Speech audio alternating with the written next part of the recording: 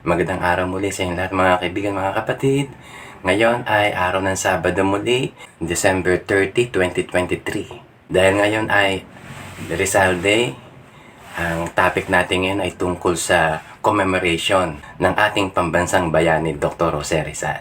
Holy Bible and Rizal's Noli and Fili, Part 4. Dito sa Part 4, ang ating pag-uusapan ay the commemoration to our national hero, Dr. Jose Rizal. Pag-alala sa ating dakilang bayani. Dito ay pag-uusapan lang natin yung kanyang mga experiences at yung kanyang paglalakbay. Nakasulat dito yung 7 points o 7 lugar na pinuntahan ni Jose Rizal at mahigit pa, pumili lang ako ng 7 places na napuntahan niya. Number 1, Madrid, Spain, 1882. Pagkatapos mag-aral ng 4 years si Rizal ng kanyang medical course, siya ay umalis ng bansa ng May 1882 para ipagpatuloy yung kanyang pag-aaral sa abroad. Supposed to be na si Pasiano, yung kuya ni Jose Rizal, ang tutulungan para makapunta ng Spain at makapag-aral doon. Subalit tumanggi si Pasiano. Ang sabi niya si Jose na lang kasi mas matalino si Jose at maraming alam na languages. Bago pa siya umalis ng Pilipinas, meron na siyang alam na 5 languages. Alam niya yung English, Greek, Latin, Spanish, of course, French. Bukod pa yung mga dialect dito sa Pilipinas. Ang total na languages and dialect na alam ni Rizal ay 22. So, ganun katindi ang talino ni Rizal. Hindi madali yung pag-alis ni Rizal papuntang Madrid at hindi siya nagpaalam sa mga magulang niya kasi hindi naman siya papayagan ng tatay at lalo na ng nanay niya. Sikreto yung pag-alis niya. Hindi rin siya nagpaalam sa kanyang fiancé na si Leonor Rivera. Bago siya sumakay ng barko ay nag-iwan naman siya ng sulat para sa mga magulang niya bilang pamamaalam at kay Leonor Rivera. Na-deliver lang yung sulat sa mga magulang at kay Leonor Rivera after na siya ay nakasakay na ng barko. Kung bakit si Rizal ay pumunta sa abroad ay para ipurso yung kanyang pag-aaral sa medisina para maging espesyalista siya sa ophthalmology kasi nais niyang gamutin yung mata ng kanyang ina. Number 2, Paris and Wilhelmsfeld sa France, 1885. Bukod sa pag-aaral sa abroad, maraming ginawa si Rizal. Dito niya sinulat yung kanyang mga nobela at yung iba pa niyang sinulat at member din siya nung La Solidaridad doon sa Spain at yung kanyang mga kasama doon sa Espanya.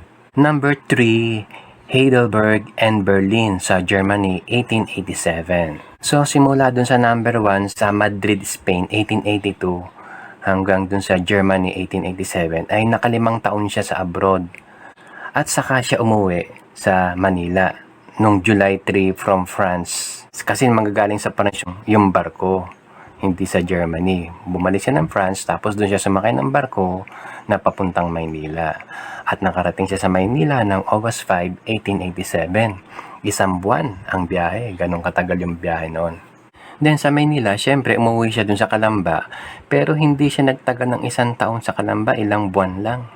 Kasi inuusig na siya ng mga praile dahil sa kanyang sinulat na mga nobela at yung iba pa niyang mga kasulatan.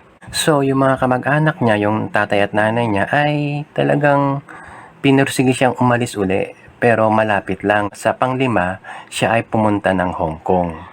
Nakarating siya doon ng February 3, 1888. Doon sa Hong Kong, sinulat ni Rizal yung La Liga Filipina. Hindi nagtagal, si Rizal ay naaresto. So, pinabalik siya ng Maynila at doon siya nilitis at pagkatapos siya ay ipinatapon sa Dapitan, Zamboanga, doon sa Mindanao. Noong 1892 hanggang 1896. So, 4 na taon siya doon sa Dapitan.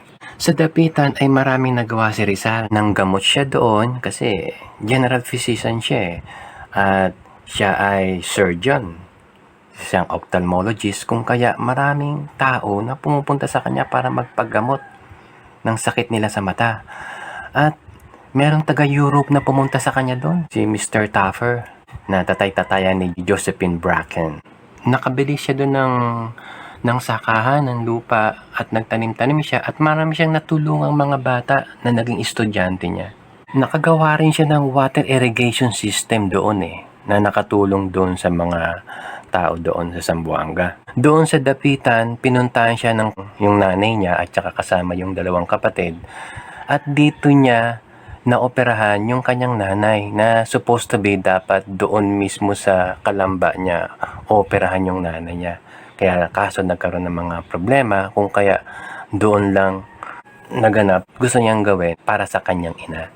Number 7, attempt to go to Cuba, July 30, 1896. Nabalitaan ni Rizal na kulang ng physicians, ng mga doktor doon sa Spanish troops doon sa Cuba. So nag-request siya, gumawa siya ng sulat sa Governor General Ramon Blanco na i-offer niya yung service niya para manggamot siya doon sa Cuba. Naghintay ng reply si Rizal. Pero ang tagal, akala niya hindi na siya papayagan. Pero later on, pinayagan din siya ni Governor Blanco. Nag-prepare siya na pumunta doon sa Cuba. From Dapitan, sinundo siya doon, sumakay siya ng barko at pumunta siya ng Maynila. At sa Maynila ay doon na siya sumakay uli ng barko at papuntang Espanya. Okay, nakarating siya ng Espanya ulit. Subalit sa Espanya nabalitaan ng mga praile at gobyernong Espanya sa Pilipinas na nandun si Rizal. Kaya gumawa sila ng paraan na hindi matuloy yung pagpunta niya sa Cuba. At doon siya ay inaresto uli at ibinalik sa Pilipinas. At sa Pilipinas, doon na siya nagkaroon ng trials at siya ay nahatulan ng kamatayan ng firing squad doon.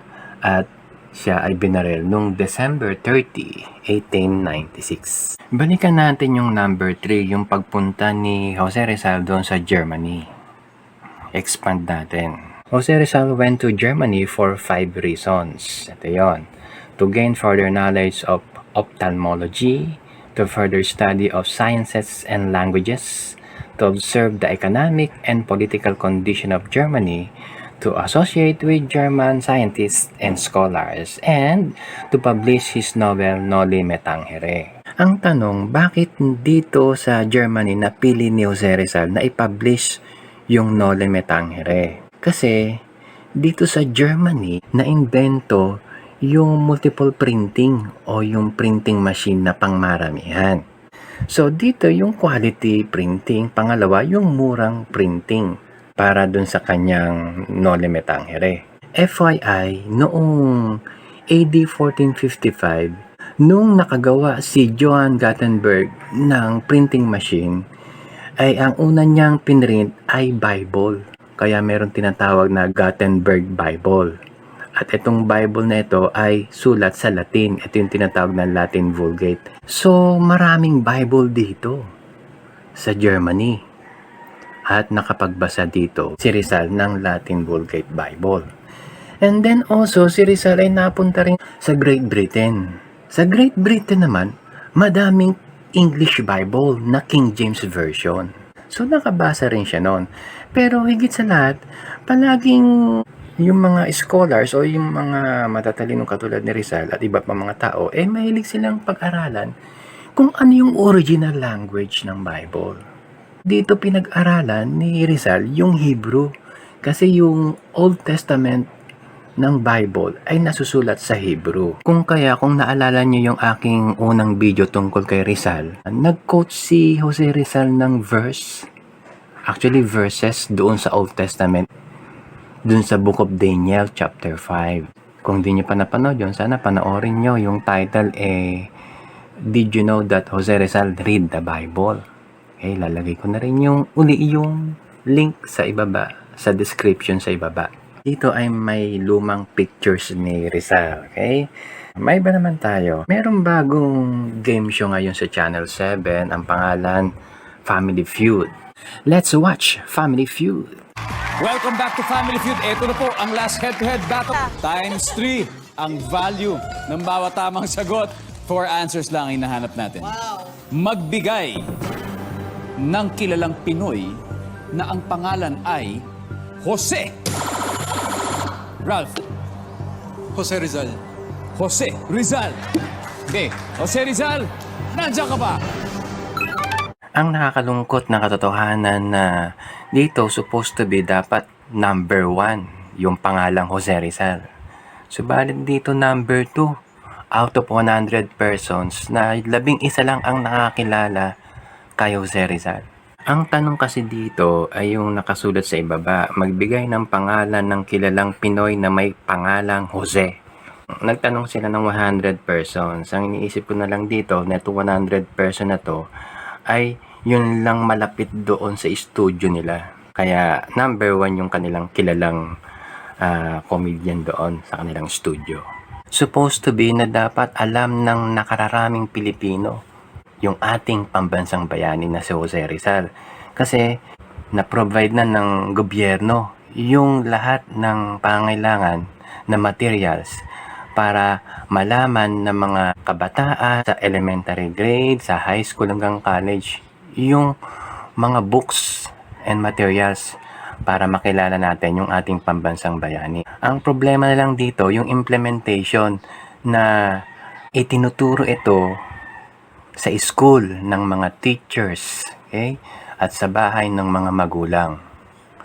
Kung ito ay hindi nagagawa ng mga teachers at ng mga magulang o yung mga guardian ng mga estudyante, hindi to kasalanan nung nag-post nung Family Feud, hindi to kasalanan ni Dingdong Dantes o ni Jose Manalo, kundi ito ay pagkukulang ng mga magulang, okay?